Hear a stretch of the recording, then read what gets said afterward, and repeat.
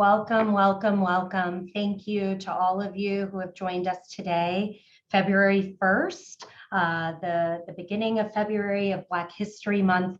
We honor and celebrate the contributions of Black people today and all days, those who have led, who have lived, who have sacrificed so that we can continue to move in communal ways. We celebrate and honor you. And yet we reckon with the adversities, the inequalities, the injustices that continue to plague the Black community. We are simply horrified by the killings of Black people, mass incarceration, and the disproportionate removal of Black children from their families and communities.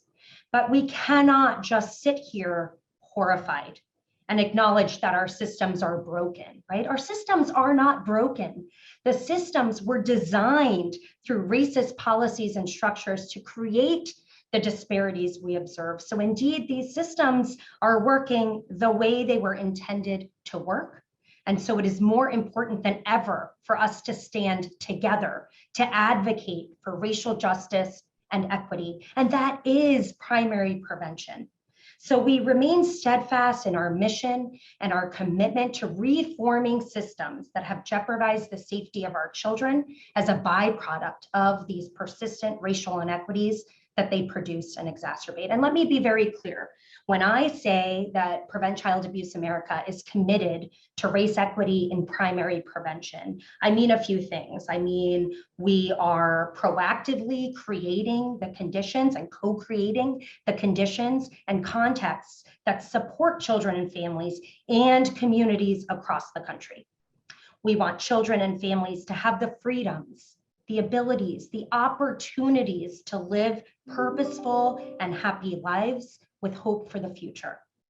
We're committed to addressing the root causes and systemic factors that, again, perpetuate inequities and injustices. We acknowledge and respond to the role that long-standing racist policies and deeply integrated systems have caused to unfairly disadvantage children and families of color and unfairly advantage white people. Okay, and we commit to understanding some of the influential factors like social and structural determinants of health and racism so that we can learn how to begin the process of dismantling discrimination. We are so grateful to all of you who have joined us today in partnership to hear about this strategic brief. Let me give you briefly, our time together will include Dr. Julie Sweetland, our friend and colleague from Frameworks, who will present on the recommendations in this brief. Our friend and colleague, Sam Mellerson from the Burns Institute, will facilitate a follow-up conversation, a beautiful follow-up conversation with Dr. Sweetland. And we'll end with engagement and questions from all of you, the audience. We will have time for Q&A. I see that the chat is now enabled. People are saying hello, welcome. We have over 300 of you on so far. But if you could, please put your questions in the Q&A chat box. It allows for us to quickly bring the questions to Sam and Julie after for some robust conversation. I would also like to thank the Annie E. Casey Foundation for the funding that made this session and the strategic brief possible. And again, we remember that prevention happens in partnership. And we are so appreciative to all of you for being here today as we continue our journey and our seeking, our demanding of racial justice in this country. Okay, so quick introductions, although I feel like these two women need no introduction, but Dr. Julie Sweetland serves as the Senior Advisor at the Frameworks Institute, where she leads efforts to diffuse the organization's cutting-edge, evidence-based reframing recommendations throughout the nonprofit sector.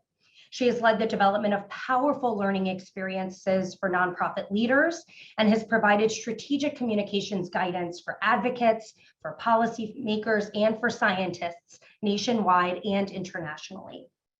And our friend Sam Mellerson is an executive director with the Hayward Burns Institute. She brings over 15 years of experience working with issues of social justice, racial and ethnic equity, education, diversity, youth justice, child and family welfare and well-being. And her experience also includes a focus to strengthen the nonprofit sector by increasing organizational effectiveness through a race equity informed and results-based capacity building approach. So again, without further ado, I would just like to welcome Julie and Sam, and I would like to hand it over to Julie to get us started. Thank you, Dr. Merrick. Thank you so much for making space for this important conversation.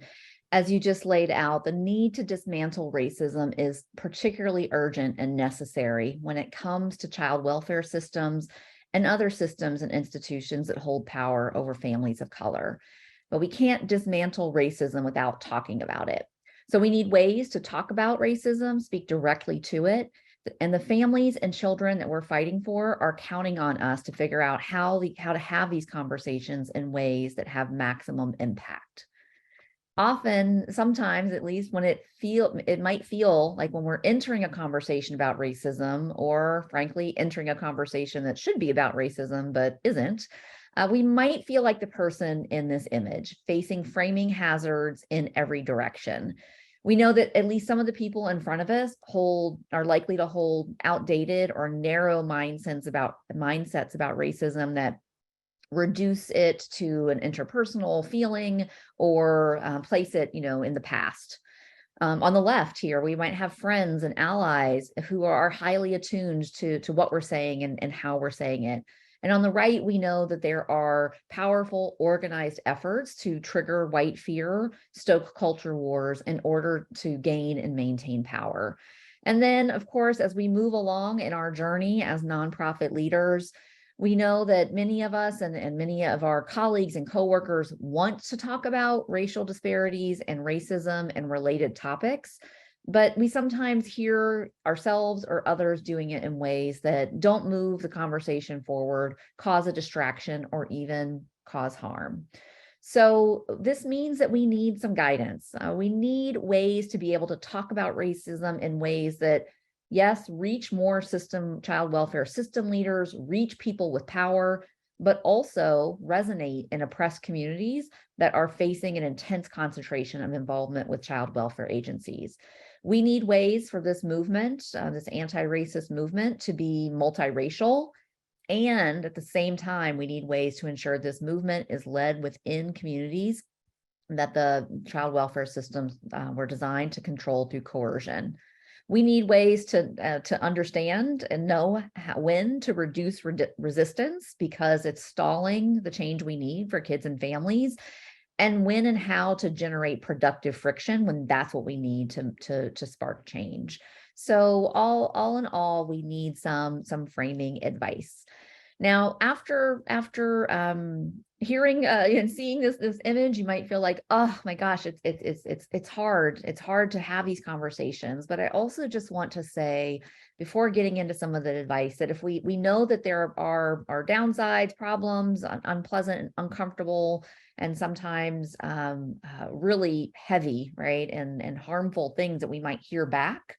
But endlessly admiring the problems or the difficulties won't work. We need a situation analysis. We do need to be clear-eyed and clear-headed about what we're walking into, but acknowledging those challenges is only one step of having a strategic response. Every strategic response will have downsides, will come with costs, there's nothing perfect, right? But we can still have a strategic response that is the best or right option. I learned this quote from our colleagues at Social Current through an exercise they ran once, and I've just really taken it to heart that seeking perfection is demoralizing. Seeking excellence is motivating. So as we have these conversations, both today, but as you move in and speaking directly to racism in your work on behalf of children and families, understanding that there is no magic word that will bring everyone right to an understanding of what we need to do and how we need to do it.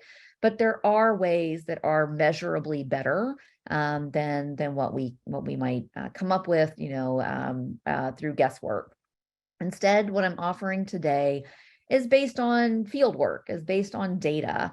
We did not do an original full set of studies on how to talk about racism in child welfare particularly, but what we did for this project with the support of Annie E. Casey Foundation and with the insight, leadership, and opportunity provided by Prevent Child Abuse America, what we did here at Frameworks was look through related studies that we have done where we do have original data. So studies that we did summer before last on how to respond to the manufactured controversy over what is being mischaracterized as critical race theory. How to talk about structural inequities, those underlying structures like systemic racism and concentrated poverty and economic injustice that drive racial disparities in health outcomes. So that gave us that project sponsored by the Centers for Disease Control, gave us a lot of insight on how to craft explanations that get people to see racism and other structural issues. We've got research on how to shift public perspectives on foster care system and the youth in foster care to expand resources for particularly for youth that are at a point of transition. That's work that was sponsored by the Hilton Foundation. And how to talk about racism as one of the ACEs or as a form of childhood adversity. We did that work in partnership with the National Scientific Council on the Developing Child. So all this to say is that this is a distillation of key insights applied to the issues that we heard folks in the field talking about. What are you wrestling with? What do we know from existing research that we've done that might help move those conversations forward? What this brief does and what it doesn't do, what we're offering is advice for evolving the issue, for elevating the conversation about racism through your cause communications, right? As you are doing your everyday external communications, perhaps advocacy, perhaps outreach and education to your natural constituencies, how can you integrate this idea into that work you're doing? This is not advice that I think would be relevant if you are doing deeper work, either internally in your organization or for other groups that are really about surfacing participants' deeply held personal beliefs, how they themselves are how they have embodied or internalized, racist ideas. When you're trying to really work with the people, with the stuff inside in those engaged kinds of settings, I would, that's not our expertise, and I would defer to the expertise of people that do that work. Also, these are for what our advice is for the longer haul, longer view communications. How is it that we can talk today to make a conversation about racism and ending racism and anti-racist policies normalized, acceptable, ubiquitous almost in 5 years, right? It's not designed for things where this is not necessarily the best advice for getting folks to show up today, tomorrow, for, to take a direct action so that there's sometimes different strategies you need for that. So just some clarity that this is, again, around moving the issue with greater power and pace, building new ways of thinking, shifting mindsets, and not some of these other things that you might be communicating about. And I've got, I think, 8 recommendations in the brief. And so I'm just going to work one by one. I encourage you to add questions into the Q&A as they occur to you. I know Sam and others are going to help moderate those as we have some time to discuss at the end. And just if you put them in as they occur to you, then we'll be all the more ready to go as we get to that point. So first recommendation is to plan your communications around solutions that address racism and effects. And by solutions, I don't mean some cure-all or panacea. I mean promising or proven things we can do. Solutions as a frame, building solutions into our framing establishes an important foundation for progressive, change-oriented, and hopeful attitudes. And building this in is really, really important for several reasons. First, the issue of racism is big. It is, really a big topic and a big problem, a major problem that characterizes and infuses so many things in society. If we raise a big problem, but we don't mention the possibility of commensurate solutions, we run the risk of sparking fatalism or cynicism, right? A sense that nothing can be done or nothing will be done. And so we want people to engage with the issue, to join in and approach the issue, not avoid it or turn away or throw their hands up.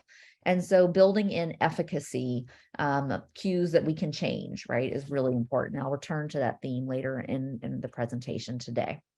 Another reason is about how it affects us. If we are framing towards solutions, saying, by the end of this communication, I want people to understand why we need to do X, Y, or Z differently. That keeps us from being satisfied with merely building awareness on issues that demand real change. And this was a point that our colleagues at the W. Hayward Burns Institute really wanted to make sure we pointed out. Another reason is that many of the impacts of racism can't be addressed without collective solutions, things that get at institutional practices, things that get at policies and programs that are having disproportionate and inequitable effects on communities of color. So we have to get structural, but people are just unlikely to know about those things. They're unlikely to have heard about them. And so we need people to understand what we can do, again, beyond, a sense of beyond, hey, I myself am going to attempt to be, more equity focused, root out racism, my own thinking. If we want people to get beyond a merely person by person understanding of how to shift and mindsets and how to shift eliminate racist outcomes, we have to talk about those structural level things and can't assume that people know them. And finally, when we talk about collective solutions, when we talk about policy level fixes or community level, institutional level fixes, that reframes the issue. It channels people's attention to that policy context, which in itself reduces the tendency to blame individuals and infected communities for the problems they're experiencing. So it is a destigmatizing, debiasing kind of move. Two more reasons that we need to frame towards solutions. If our stories about racism in the child welfare system and adjacent systems are all about the harms being meted out, that kind of communication can cause another harm. It can spark distress.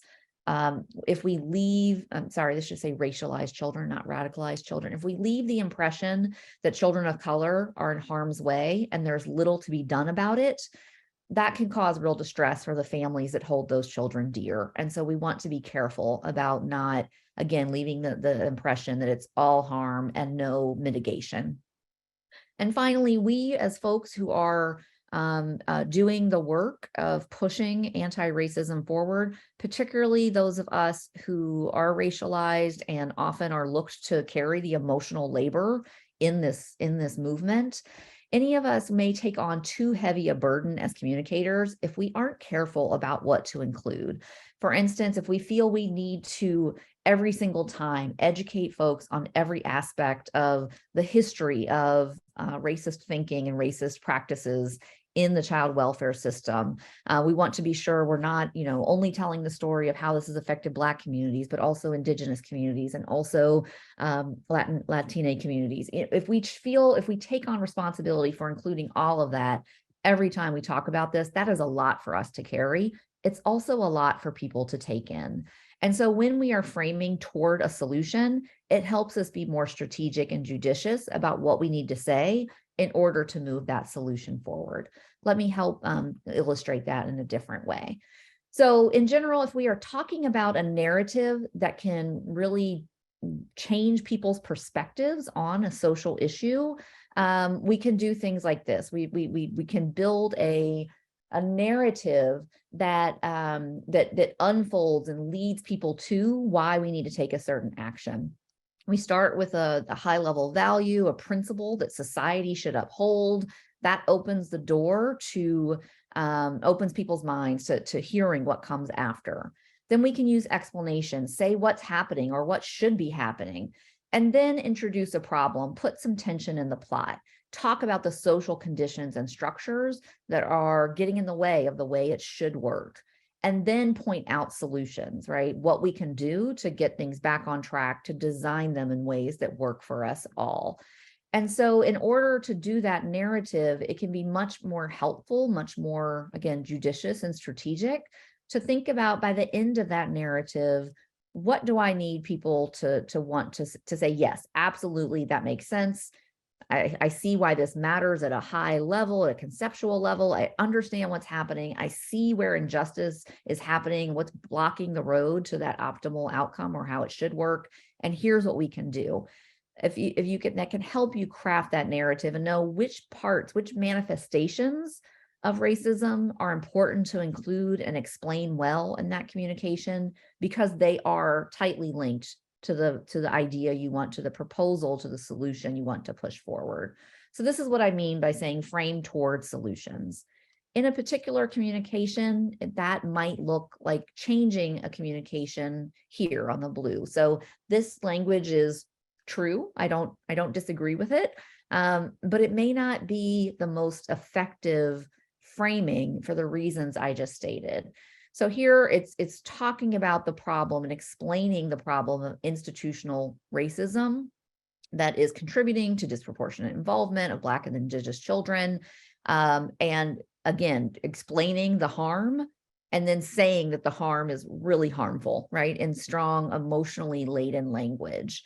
So while this may give us the satisfying sense that we have raised the alarm or sounded the alarm, our research suggests that this type of communication, again, is hard on us as the communicators, but does not bring in folks, either those who may agree with us. There's just a sense of cynicism. Sure, it's such a problem. What can we do about it? No one's going to step up.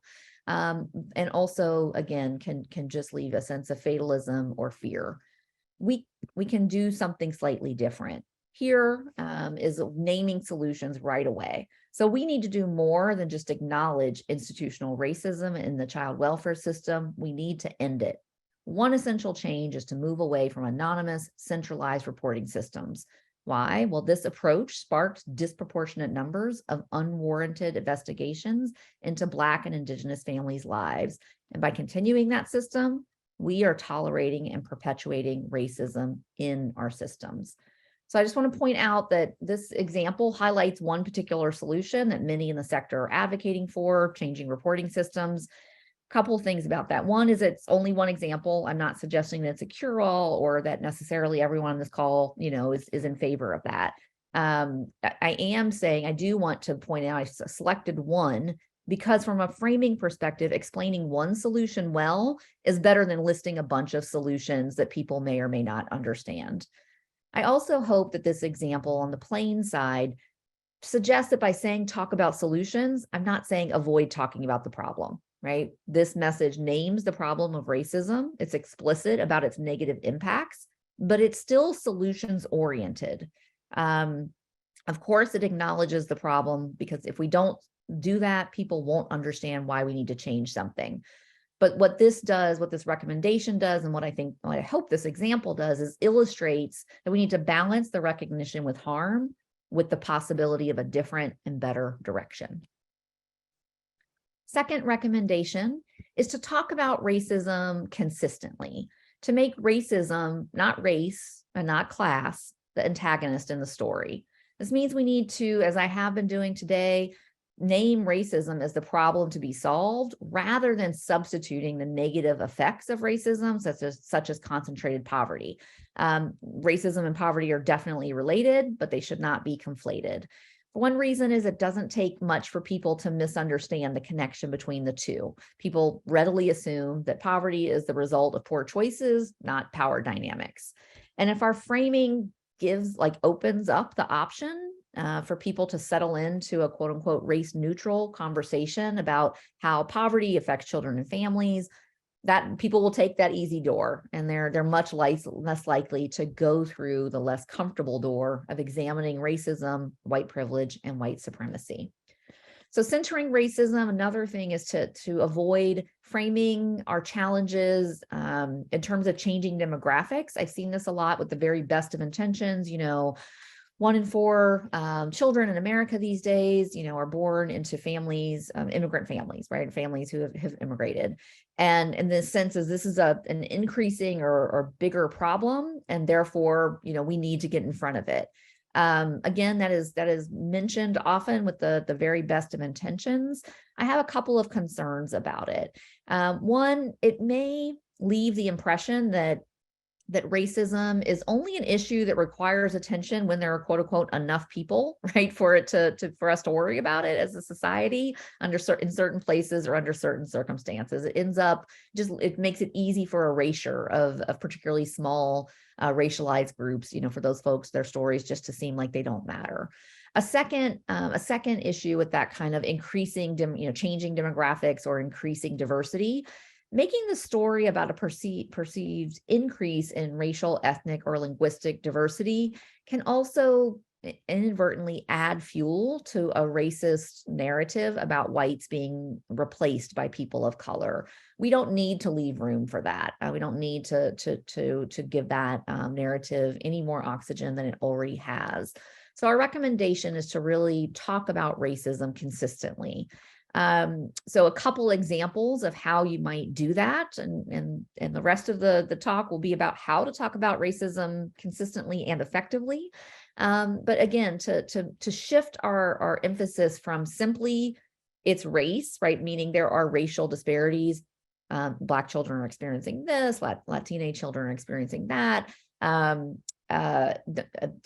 instead of saying it's just, these problems are concentrated in racial groups, to shift the burden, shift the emphasis to the fact that our systems or our policies or our practices are reflecting, perpetuating, creating racism. So if instead of talking about, for instance, Black children are almost twice as likely to experience investigations as white children, more likely to be forcibly separated from their families, and that being the entire message, it's important to introduce the concept of racism first. So our child welfare system relies on vague definitions of maltreatment that leave the door open to hasty, subjective judgments and racist stereotypes that influence investigations. With that explanation of how racism is happening, it would be fine and good and powerful, I think, to introduce the statistic on the left. This helps to explain why Black children are almost twice as likely to experience those investigations. So it gives evidence, right? You're not just claiming that racism is happening, but you've explained that it's the problem. You've explained how it's the problem. And then it's okay, I think, helpful to introduce those racial disparities. But the problem isn't race, it's racism. It's also important that we not let ourselves off the hook by talking about poverty. Instead, again, it's not that I don't think poverty matters. I think that if we're trying to have a conversation about racism, we need to have a conversation about racism.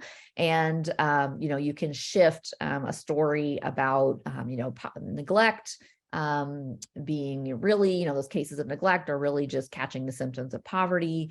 Instead, talk about how we're operating in ways that over-police families of color or have unwarranted intervention. So again, name racism or point to a specific policy that is unfairly and disproportionately affecting communities of color. Third recommendation is to expand people's mental model of what we mean when you say racism. So more Americans than ever are understanding that racism isn't just, interpersonal bias or hatred, but rather that it shows up in our institutions. But many do think of racism as individual attitudes and actions.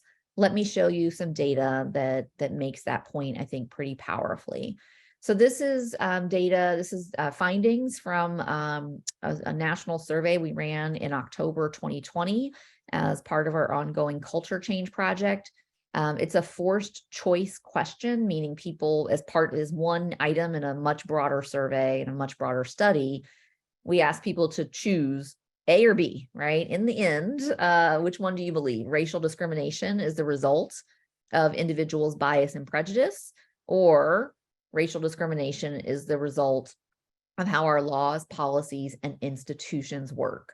In this graph, red is Republicans, blue is people who said they were Democrats, and purple is people who said they were independent. And these findings are from October 2020, but we have run this exact same question 10 times, I think, now after this, and our results are pretty consistent. And here's what they tell us.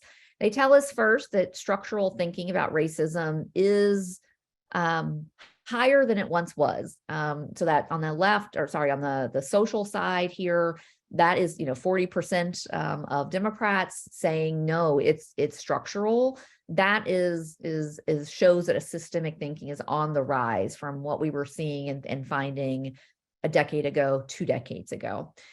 The fact that this has persisted after October 2020, we just replicated very similar results in December of 2022, shows that the structural thinking about racism wasn't just a burst that followed the uprisings of 2020, but something that's persisting and gaining ground slowly in American culture.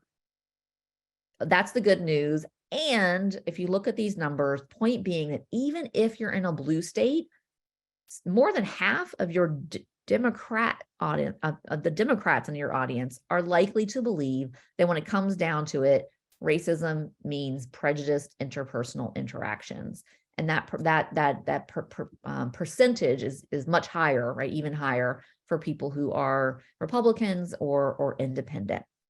So we cannot take it for granted outside of very small circles of folks who are actively working this issue, that people understand that racism is again more than an interpersonal animus, but that it lives in our culture and that it lives in our system structures and policies. So we have to make that point. We want to build on, right? We need ways to keep talking about systems level racism.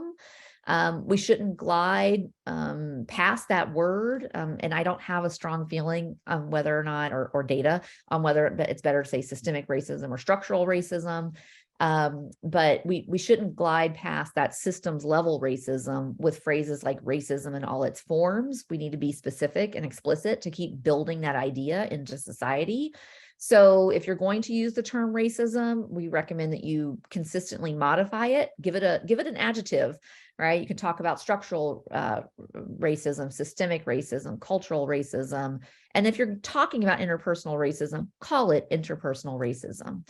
In general, find language that seeks to expand, not replace people's existing mental model. It's not that we need people to stop believing that racist interactions happen, is that we need them to see that that's one piece of a larger system. And so we need to talk about it in ways that help them connect what they know and grow it. So we need to try this. We need to address the many ways racism shows up in society, in interpersonal interactions, in culture, in the media, and in our institutions and systems. And you could go on with a second sentence that says, here's how it shows up in the system I'm working in, whether that's child welfare, youth justice, other work with children and families. Next recommendation is from that commitment to talk about racism, from the firm commitment to name racism, it's important that we're flexible, I think, in how we talk about racism. So many of us have gone through different trainings or worked through different frameworks. And we have come to understand that different approaches to understanding racism or doing racial impacts analysis, they offer us different perspectives on how to change systems, but they also offer different affordances and limitations, different pros and cons for how we can change people's minds, how we can build these ideas into society. So depending on our audience, who we're talking to, what we want to get out of that communication, are we communicating through social media, or do we have the luxury of 45 minutes to talk to a group of folks, like-minded folks, right? The channel that we're using, depending on all of those contextual factors, the language and the core argument that we make about racism, one may be more effective than another. So, our advice in this guide is to be intentional and strategic. We should be talking about racism, but we should be strategic and flexible in how we talk about it. And so in the brief, I offer, we summarize some of the frameworks that mission-driven organizations have been using to think about racism and racial disparities.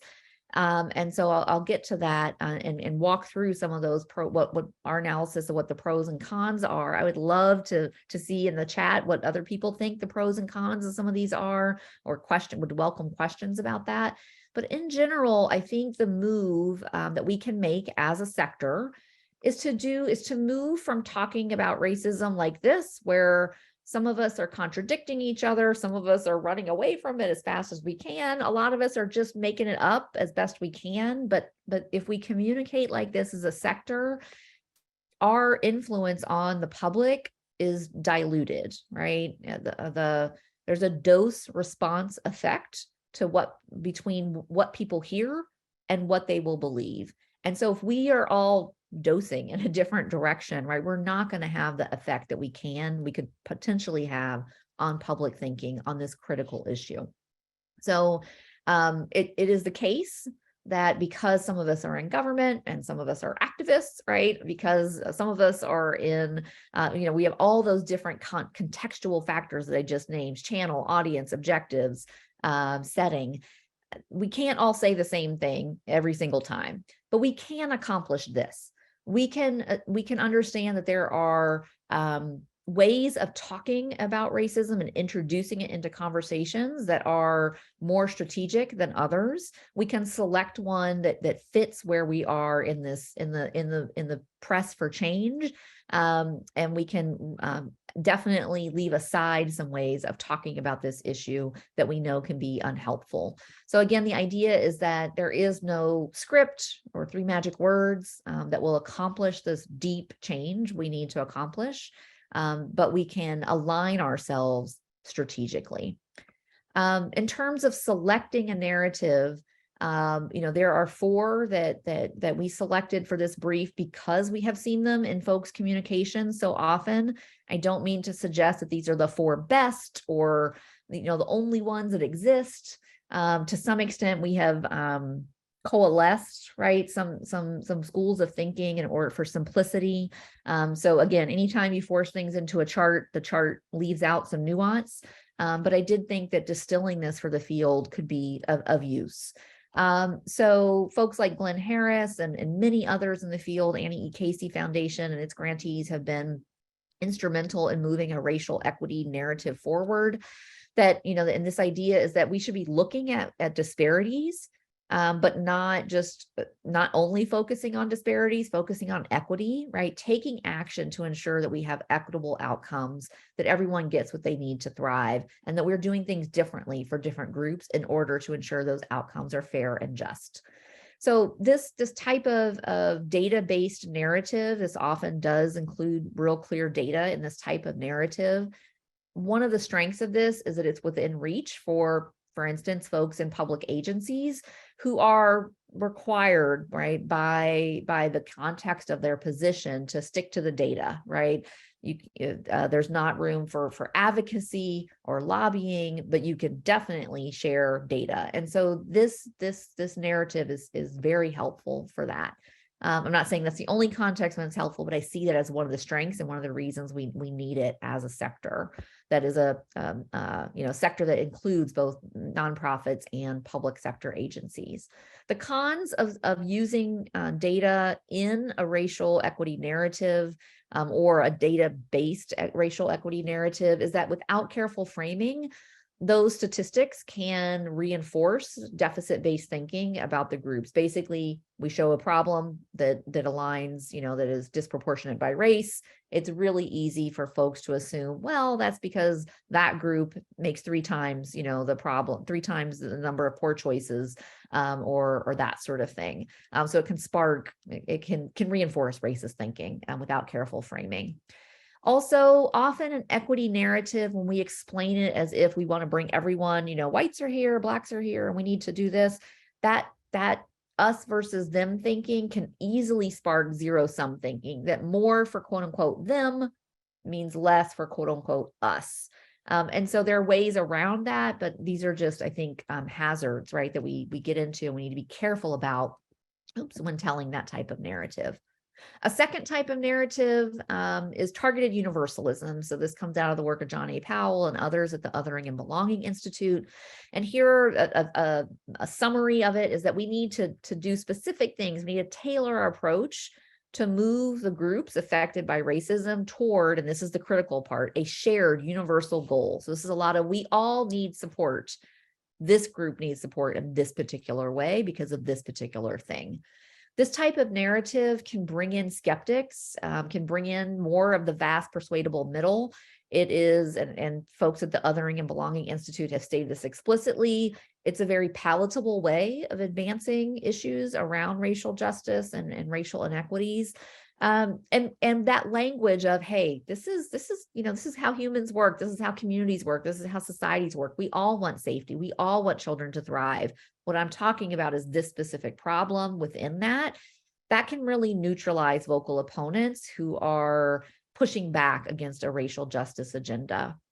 I also like about the targeted universalism approach is that it lends itself very well for building common cause with groups that are affected by an issue, but aren't racialized, right? So we use this type of strategy very effectively on our recent work, totally different issue, but just as an example on the harmful effects of tobacco and how it is marketed unevenly across lots of different groups, primarily Black and Latina groups, but also really pernicious practices around people with behavioral health disorders and people who are LGBTQ plus, right? So when you have an issue that is really cutting across, yes, racialized groups and groups who are marginalized and oppressed in other ways, this targeted universalism frame can be really helpful. The downside of it is often it can feel unnecessarily direct, like we are mincing our words and tiptoeing around the issue in order to protect whites' feelings. That can cause friction within a coalition. Also, this frame does not lend itself, I think, particularly well to speak directly to egregious instances of racism. So when there are those just brutal kinds of things that happen, it's I think, difficult to make this narrative get to that without really doing some gymnastics. A third narrative is anti-racism. It's saying if we're seeing disparities, it's caused by racist policies and practices, and that our work is for all of us not to just say, I'm not racist, I'm not thinking bad thoughts, but that we need to proactively support changing those policies that are creating those inequities or disparities to be more just and more fair. This distinction between racist, not racist, and anti-racist that's being advanced by Dr. Kendi and others, I like it because it offers a way to move passive bystanders into active change makers. It's like, oh, it's not enough to just do this. I need to be actively anti-racist. I think the main con at this point in time is that the term and associated thinkers, the folks who have advanced this framework and who are using it to really bring in lots of folks who have not been active in this conversation yet. So its success, right, has been a threat, and it has been mischaracterized and politicized by conservative folks, some conservative folks, and so who really have a political agenda. And so I would say that that's important in some context, particularly, for instance, if you live in a state where legislation has put gag rules on certain terms around racial justice and related concepts, right? This can be a problem. But in general, in our research, we heard the public, for most part, the public had not heard the term. And when we introduced it in focus groups, they found it really powerful. They found it immediate. They hadn't read, How to Be an Anti-Racist. They hadn't even heard of the book, but they found the term useful and powerful. So I think that's a pro.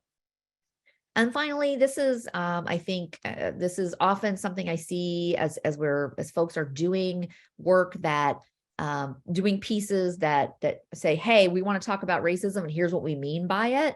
People often explain the levels of racism, that it operates on different levels: interpersonal, institutional, and structural. Sometimes you'll see internalized, sometimes you'll see cultural in that list. But the idea is that There's kind of here on the ground, on the runway, folks interacting in everyday life, and it happens there, but it's also, in our institutions, in our schools, in our agencies, but it's structural, it's in our laws, our policies.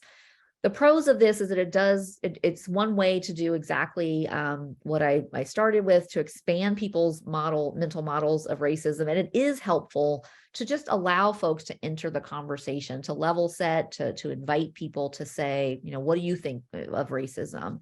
I think the cons of this is if you're just saying it operates on 3 levels, right? That doesn't say which level we need to work on. It doesn't say, this is a structural issue. And so it's got really important places in our discourse and our dialogue and our communications. It does not do all the things I think we need our conversations about racism to do. So that is our analysis. Again, incomplete, I'm sure, and I'm eager to discuss this more. A point here is to think about the pros and cons of the way you could position your anti-racist work, and then select one that is really going to move the conversation forward in your particular context. I would not feel like I needed to commit to one of these always and every time for every communication. I would recommend flexibility and strategic use, right? Strategic selection of how you're going to talk about it. In general, no matter what narrative you're using, it's important to spark a sense on this that change is possible. We need big and bold action to stop racism from undermining children's potential and from damaging family integrity. But calls for major change can be really tricky to get right, depending on how we frame our ideas, especially anti-racist ideas, can come off as extreme or pie in the sky utopian. Or if we can really stick the framing, they can feel important, they can feel right, they can feel necessary. So that's what we want to accomplish. We want to energize and mobilize people to support this big vision without leaving the impression that we're asking for the impossible. So in general, what we want to do, and I think the move there is to emphasize how much we can achieve despite the fact that this work is really hard, right? We don't want to talk so much about what people need to abandon or sacrifice. We want to balance the sense of bold and necessary with a sense of feasible and possible. And so for the most part, I think this means looking forward, not looking backwards to assign blame. We want to describe what we can do now and what our efforts will achieve. The point is what we can do now, right? If we're not doing something now, we're holding the problem in place. If we do something now, we can get some real positive change out of this. By saying I don't look backwards for blame, I want to be clear, we need to acknowledge that historical injustices that have harmed children and families of color. I think the nuance that I want to get across is that we shouldn't leave the impression that our past limits what we can achieve right now in the present. Likewise, I don't think we should suggest that racism is permanent or indelible. Instead, we should build the sense that change is possible. So some ways of talking about racism that suggest that it's indelible and permanent are biological metaphors. Sometimes we talk about it as being in America's DNA or present since the moment of our conception. Again, I believe these are true. I just don't believe that they are our most helpful ways of describing it because they don't leave the sense that an alternative is possible on their own. Ubiquity metaphors, pervasive in our culture, inherent in our systems, that it's everywhere, right? Again, yes, it is. And we need to talk about this issue in a way that invites change. Depth metaphors also suggest it's permanent or we can't get rid of it. Deeply embedded, foundation of our systems, undergirding our systems. I think there are ways to play with some of these construction metaphors that can be useful, but in general, you just want to be, if you're talking about how deep it is, you also want to talk about how deep our connections and our commitment to anti-racism can be as well. So some of the metaphors I think that build this sense that it's serious and surmountable, we need both to happen, is around this language of building or dismantling. So we can talk about how it's a system that's built from policies, practices, symbols, and beliefs. We can talk about its influences. It influences the environments where young children are born, develop, and grow, and that can result in racial disparities. The point is to also, or a key move is to also talk about how to if we're building it, we want to dismantle it. So dismantle racism, we have to identify, remove, and replace its components. This may or may not be word perfect. Components may not be something you want to say, or that's a particularly, flashy, or the word doesn't sing. And what I'm hoping to illustrate here is to point out that it does have components, right? There are discrete ways that it shows up in society and it lives, and we can tackle those. That's an important part of using this type of metaphor effectively. A similar metaphor is that racism is a system that we designed, and therefore we can redesign it. It's a system that's designed to give power to some and deny it to others. We know that this design is unjust. Just look at the effects it has on young children, and you could talk about it more there. And we must work tirelessly to redesign it. Here's an example of how that might look in a particular communication. On the left, we have this ubiquitous, deterministic kind of framing. We also have a historical racism is in the past kind of framing. So racism is a social determinant of health, has a profound impact on the health status of children and families. Although progress has been made toward racial equality and equity, we've got evidence that it's still here, right? To support the continued negative impact of racism on health and well-being is clear. We must look to this evidence on the role of racism in child development. So here again, we've suggested through this language of determinants that it's permanent, and we have said, hey, we've made a lot of progress, but it's still here. That's going to spark that sense of fatalism. It also, I think, lets us a little bit off the hook that it was people of the past, not something we're doing now. We can make the same points that it makes a big difference, and we need to take action. That's what this is trying to, those are the main points this communication is making. We can make those same points, again, using these metaphors that help us see design, redesign, build, dismantle, rebuild. So racism in its many forms is built into the environments where children develop, and it has a profound negative impact on child and family well-being. Our major social systems, banking, housing, employment, operate in unjust ways that reduce opportunities and resources for people of color while increasing exposure to harmful experiences and stressors. The environments we design shape the developing brain and body. We must find ways to redesign them without racism. So here I've got the building metaphor, I've got the operation, it's got components, it's got moving parts, and we can get our hands around those moving parts and shift them, change them, replace them. We can design and redesign. Next recommendation is to talk about tackling racism as the right thing to do and to focus on doing it for the right reasons. I would not recommend, this is a recommendation, not a message, meaning I wouldn't go around saying, do the right thing, to people all the time. But this sense of using intrinsic, a moral authority type of argument, I do think is something that would help our conversations have more impact.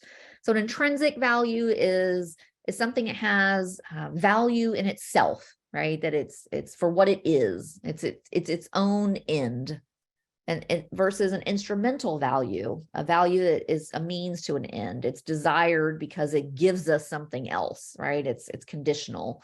One way I've heard this explained in the environmental movement, where this distinction between intrinsic and instrumental values comes from, is think about a fishing line. If you want to catch fish, the fishing line is, that is great. That's a good thing to have. Unless and until you come up with a fish net that's going to catch way more fish, right? So that shows us that the fishing line is an instrument. It's a means to getting the fish. It's a means to getting fed. It's conditional on what else is happening. So we want to go through things that are unconditional, right? The things that speak to the inherent values that are goods in their own end. Values that draw on moral authority, like justice or human dignity, rather than instrumental values that base the case on some sort of enlightened self-interest, like shared prosperity or we all benefit. If you've ever heard frameworks talk about children's issues before, you may be surprised to hear me say, don't talk about shared prosperity on this issue.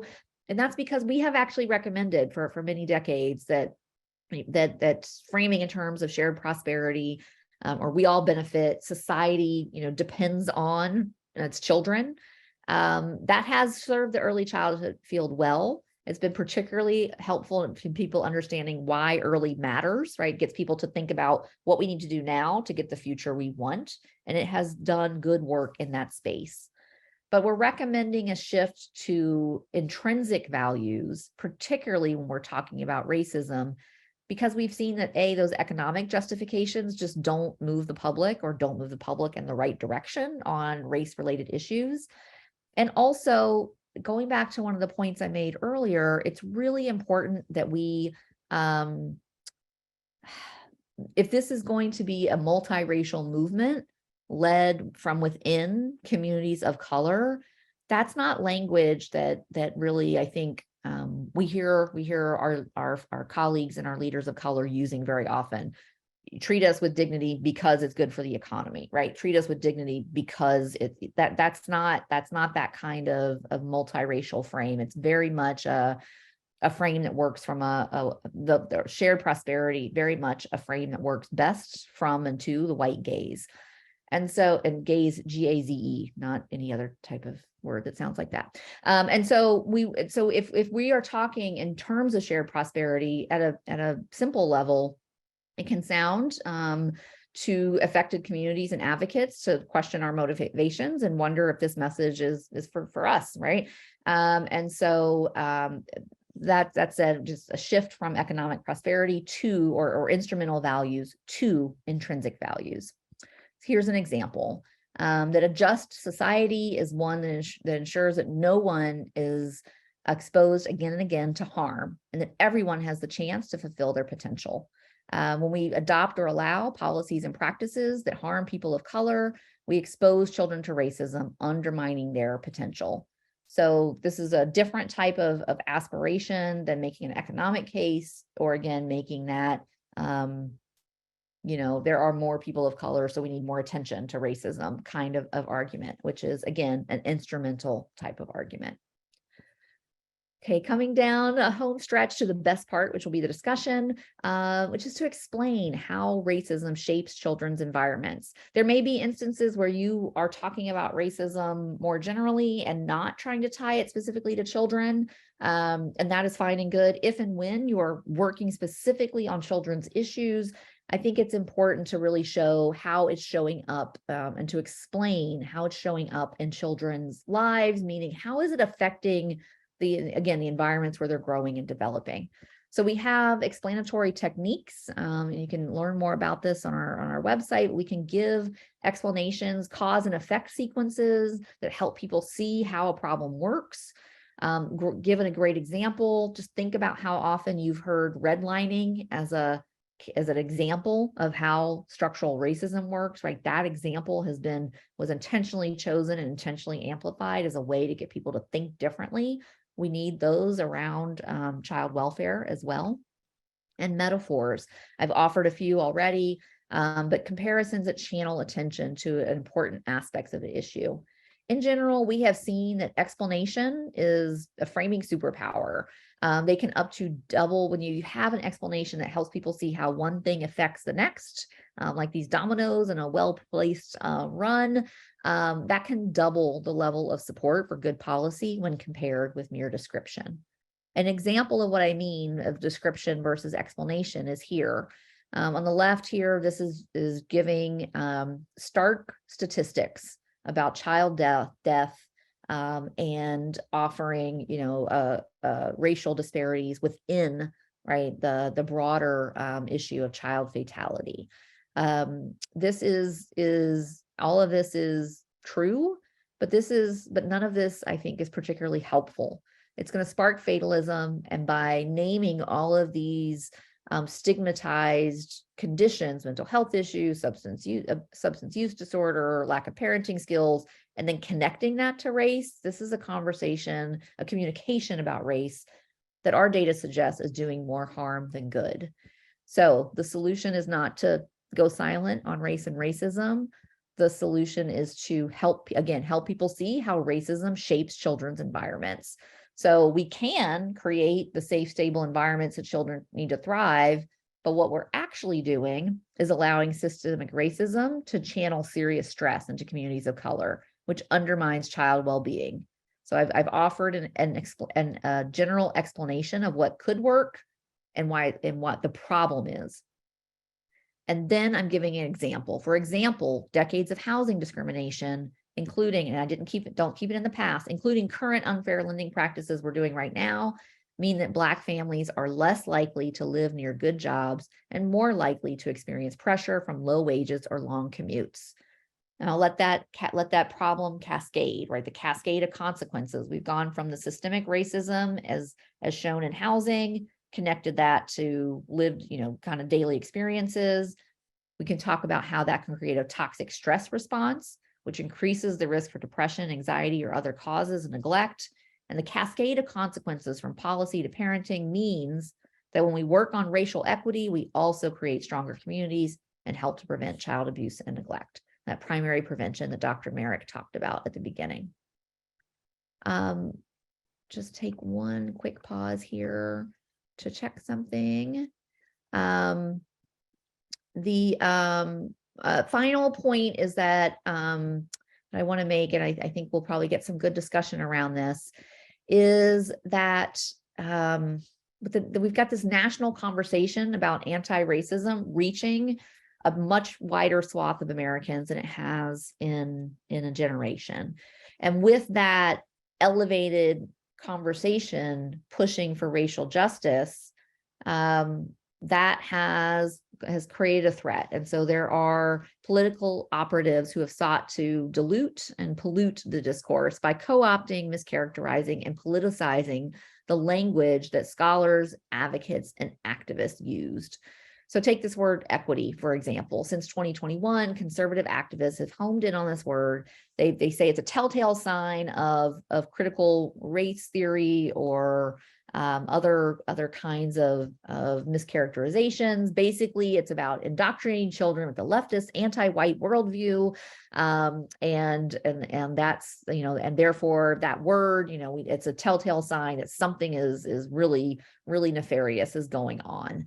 Other words have been politicized in similar ways. There's the model legislation that's been adopted, by many states to require school boards to suppress racism-related content in schools.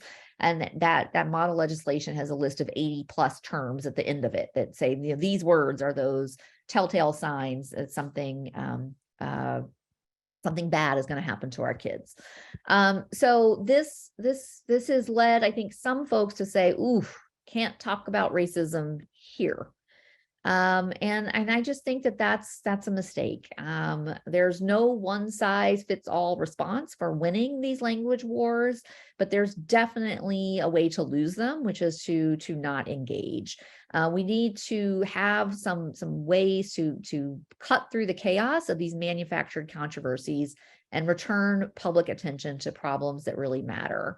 So if we don't engage in the moments when these things are being politicized and weaponized, we run the risk of actually making the problem worse.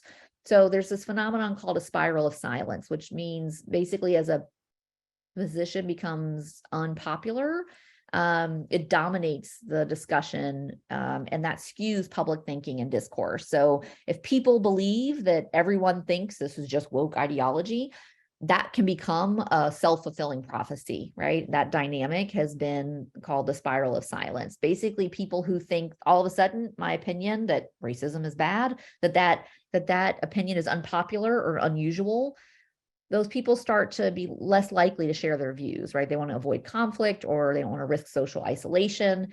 And when those quiet supporters go quiet, this leads people who think they're in the majority to become firmer in their beliefs, right? They're not hearing anyone countering their thinking. They feel safe in expressing those views. The people on the fence take their cues from the ideas they hear most often. And so they're more likely to adopt the dominant view. So simply put, avoiding a topic because it's polarized rarely makes it better. We need to engage even when and especially when those politicized conversations, polarized conversations are happening. The key is to engage in productive ways. So some of the strategies that we lay out here, and there's another related brief that's linked to at the end of this brief, is about dealing with these manufactured controversies. Couple points. Consider if a word has been politicized, consider what does that concept really need to be out in society? So this term equity, that is an idea that we want more Americans to understand. It's a helpful idea. Therefore, we should keep using it. We should, if we can't use it for some legislative reason, pick a close synonym, pair the term with clear explanations of what it means and why it's important. I think in the brief, and if not in one of the other briefs, we can give you a definition of equity that does not use the word equity, right? You can get that idea across. On the other hand, if the idea that's been politicized is really harmful, fake news, critical race theory, woke, think about why don't repeat that mischaracterized term. Talk instead about what's the intent? Why are people talking about this now? The impact of the idea, right? Talk about talk about the idea. Don't repeat the word. Don't get into dead-end debates about what the correct definition is, the point to fact check them. Well, you're not even used the word correctly. Again, that's not what we need to have in the discourse. What are the big ideas that need to be out there in this politicized moment? Focus on those. I'm going to pause here. I'm going to zip through this, I think, because I want to make sure we've got lots of good time for conversation. And I will pause for a moment, catch my breath, and toss the mic to Sam. Thank you. Thanks, Julie. Appreciate you being able to move through so much information in such a short period of time. And I think just for folks that are on and putting a lot of questions, both in the chat and in the Q&A sections, I think we're going to do a bit of both, merging together, opening the dialogue and bringing in your questions, because there is so much to go through. But would love to start off with Julie, as you were just kind of talking about, and you wove in multiple times, this notion around political polarization and the way that race is and racial justice issues, or whether it be critical race theory, this notion of wokeness, whatever these terms that have been used. Earlier in the brief and earlier in the presentation, you used the term manufactured controversy, which I really appreciated the framing of that. And oftentimes throughout history, and certainly currently, we've seen this notion of using race to really further polarize political parties and political associations, and being really misused in a way that drives people apart and begins to really impact things like what can be taught in school and misrepresentations of certain concepts and words. And I'm just wondering, how have you been able to really help folks to disarm that type of manufactured controversy? And what are some of the things you want to highlight for folks that really are trying to advance this work in localized settings, but are under some pretty significant political pressure to figure out how to navigate that space? Yes. Well, on the particular controversy around manufactured controversy around what people called critical race theory, I think most of our work with that has been with school districts, as they're often the places where that work is most present. I think the concept that we've helped people understand there is thinking about these things as moral panics or manufactured controversies. And the idea of a moral panic is that people have defined some sort of event or condition as a threat. And so helping those districts think through, okay, what are they saying is the threat? If the fear of becoming a victim of that threat is what fuels this whole thing, how can you think about using calming tactics, not avoidance tactics, but how can you use calming tactics that then just kind of take the fuel away, right? And so using some of that is simple. Again, not taking the bait and saying, well, critical race theory actually is a framework developed by legal scholars to help understand where racism lives in our laws and institutions. Okay, that's true, but it's not calming the threat, right? It's not calming this sense of panic. And so to instead saying, hey, we believe here that children need to learn about our history, the good, bad, and the ugly, right? In order to lead the future in productive ways.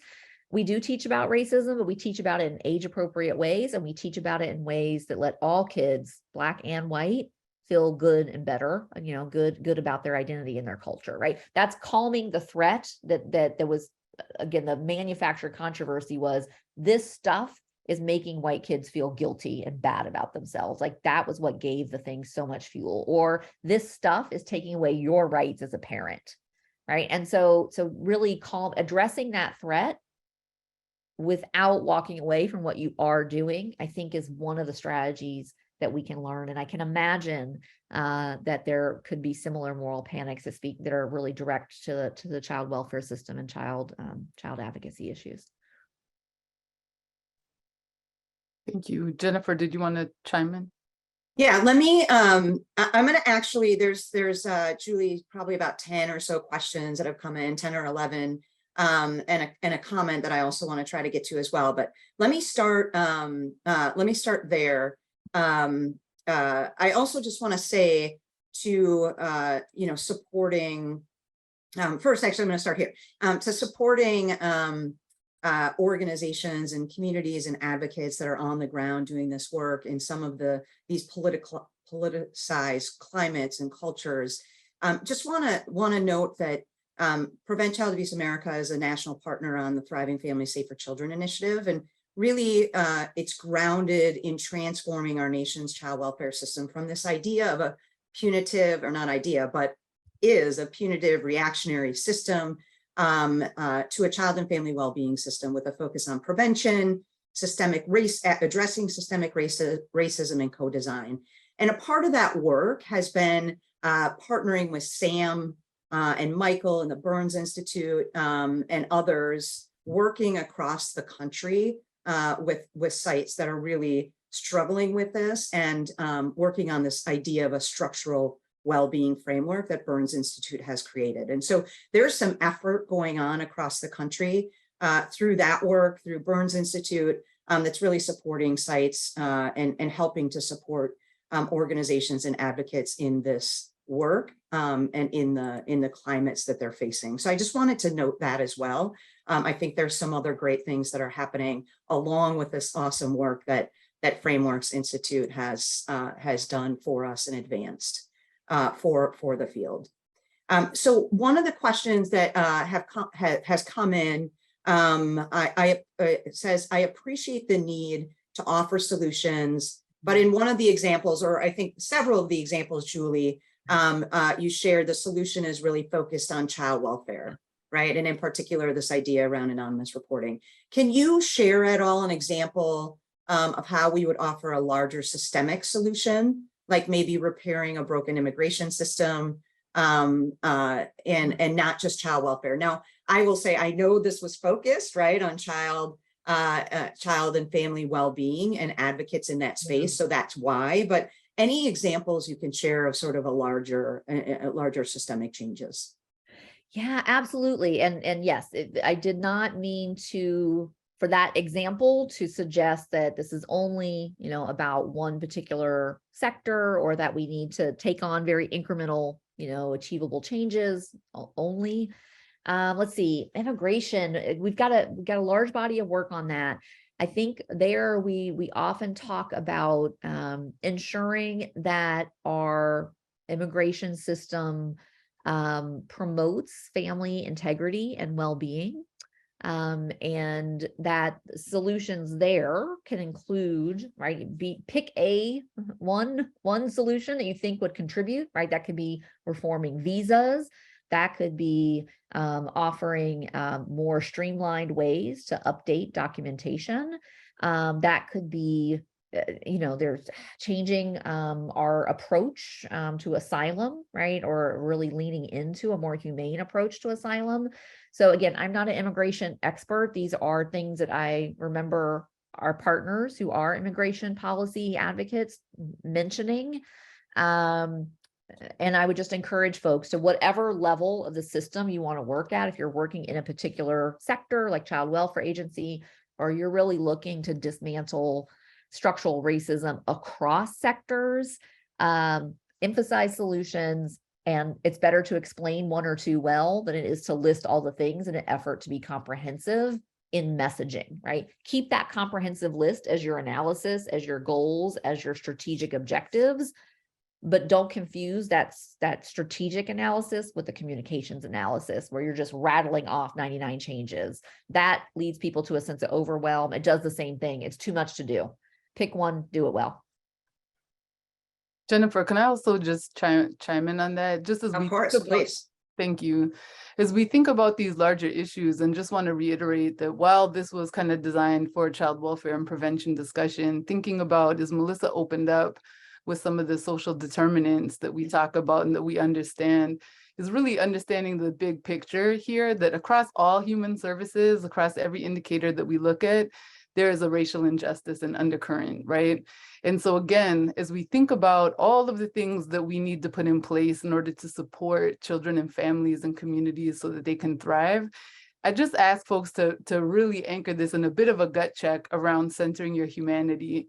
When you really take the time to think about what you need to be okay, the immigration question is an interesting one because I think it's another topic that is riddled with a lot of misinformation. And as a person who immigrated to this country, I can say the types of information that even was thrown at me that was not accurate, but almost used as a bit of a fear tactic to squeeze somebody into compliance, is part of the same things that we see in these other systems that we do know more about, like child welfare, like youth justice, the way that kind of social control and surveillance is applied to people in communities. All of these things are kind of these undercurrents that cross over many of the different kind of systems that we end up coming into interaction with, right? So I think it's really important, just as we walk through life as, you know, multidimensional people with kind of these intersectional frames, we also walk through life kind of bumping into these various systems that we know can have very distinct different treatments for different groups of people. I think it's just really important that we all come down to the areas that we know, unpack it a little bit and understand that what you're seeing, the patterns, the repetition, the behaviors, the dehumanizing of certain folks, creating some distance of othering, and what we really need to do to deconstruct that, to have a sense of belonging, goes across all these different domains, regardless of the issue area you may have expertise in. So true. Yeah, love that, Sam. And so I think to your point, there may be, though this was developed, you know, for sort of the prevention and child welfare space and child and well-being advocates, we're all about creating the conditions for all kids and families. We're all about child and family well-being. And so there are relevant pieces in this strategic brief that can be applied to other systems. And I think that's an important point to note and take away. Sam, do you wanna ask another question, or do you want me to go to an audience question? I think it would be great to bring up folks who are very active in the chat and in the Q&A. Would love to give them the time. So yeah, if you want to go there, we can chime in. That sounds great.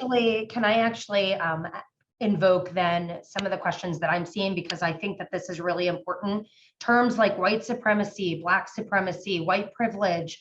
Let's talk about what do we do, right? What is most impactful from a framing, but also from a bringing along, from achieving our mission, which is to actually achieve primary prevention, which is social justice and equity and all the things. Sam, I'm posing that for you to react to first. I knew you were going to say that. So folks should know, Julie and I connected before, and I totally respect folks that do, this is what they do, this is what she does. The landscape of communications is one that, arguably BI has been criticized for throughout our history, and just acknowledging that my answers to things may differ in the sense of, oftentimes for folks that don't know the Haywood Burns Institute, when we are told not to use certain words like white supremacy, culture, though we just use them more.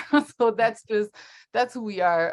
And we do think it's important that there is a wide range of folks, right? Sometimes you need the person in the room that flips the table so that the one that has the point on the smart board actually is reacted to really well, right? And we definitely appreciate the continuum of advocates and approaches to this. I think it's really important to just note that sometimes it's just being like really honest and bringing it down to some core fundamental understandings. This notion of structural racism and white supremacy culture, we should actually see these as two sides of the same coin. One doesn't exist without the other. So it's okay to talk about it, you know, and I think there has been historically, and I believe it's true now, this there is a bit of a political tension just in the words white supremacy and white supremacy culture, and it's important that we all unpack that, because I think it's important to note that we are all living in this culture, all of us swimming in it. It doesn't matter your race or ethnicity, you're being exposed to this, you're eating it, you're drinking it, you're breathing it in. And the more we can step back and begin to see what this means and to understand the elements of this culture and how pervasive they are, it's necessary in order for us to begin to recognize this and unpack it. It's, again, like when we bring it back down to our common sense, it's when we know better, we do better.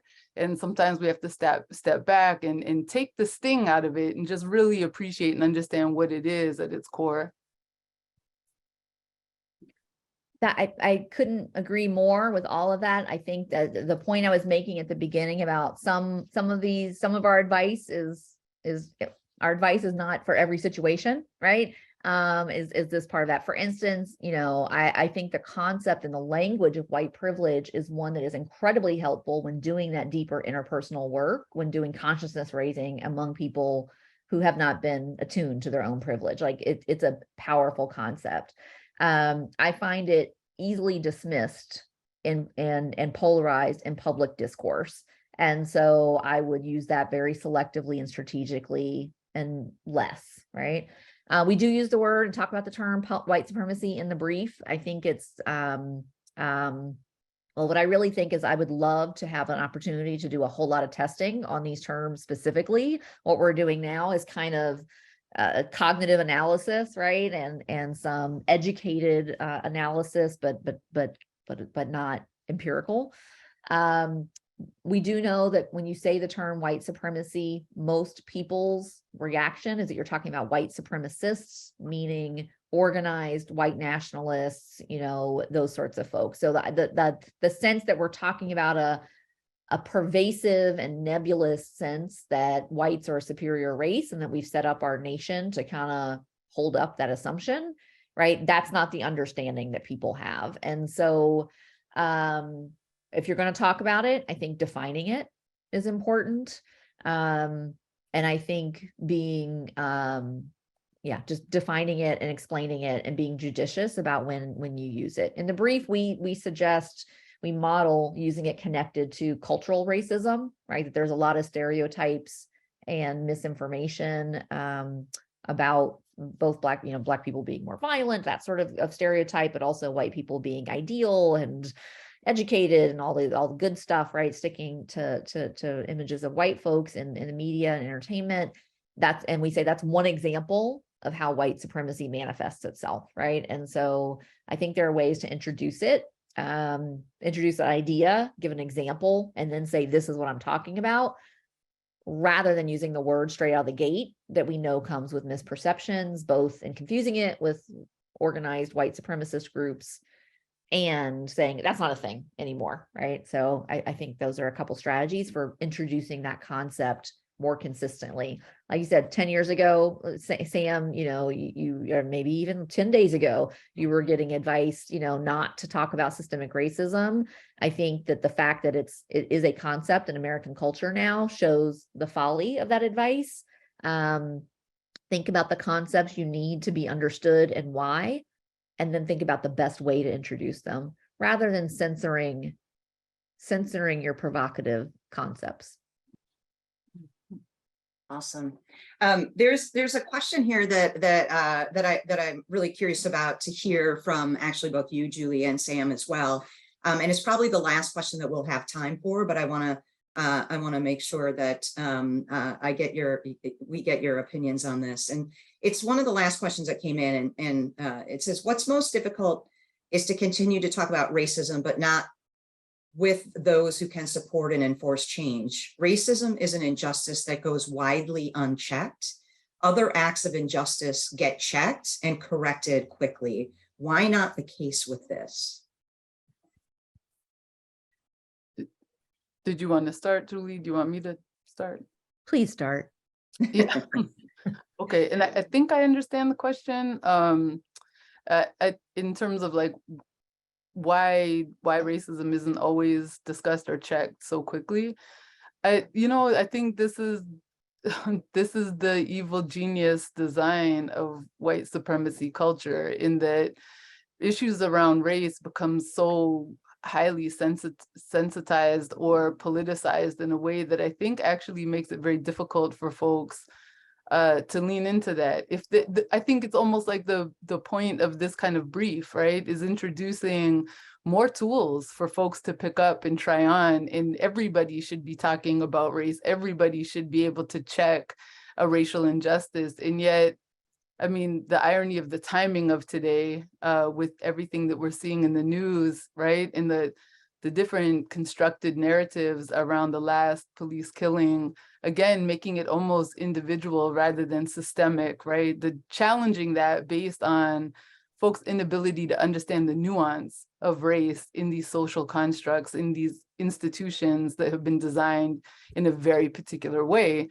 I think it just speaks to the depth of the issue, that folks are not comfortable or maybe don't feel equipped to really lean in and have them. This is why I really encourage folks to just lean in and have dialogue. Engaging in the discussion, it does not in and of itself become politically charged. Like, folks need to trust their instincts and lean into these conversations. I believe us as people, especially anybody that's doing any kind of work in human services, you know what's right and you know what's wrong. And it's okay to name that, and to name it without the fear of any kind of retribution, but naming it squarely for what it is, and then engaging in the dialogue that needs to happen. I think the process of where we see some encouraging responses to checking these things, there's a long road ahead, right? But we all have a responsibility in order to advance the conversation that will actually produce actions of justice. Awesome. Thanks, Sam. Julie, anything you want to add? I guess I would just offer us or invite us all to think about common cause. So I think Sam addressed issue, definitely why it's so easy in society to allow evidence of racism to go unacknowledged, and the alternatives, right, to go unaddressed. And it's helpful and important and necessary that we take an anti-racist lens on child welfare system.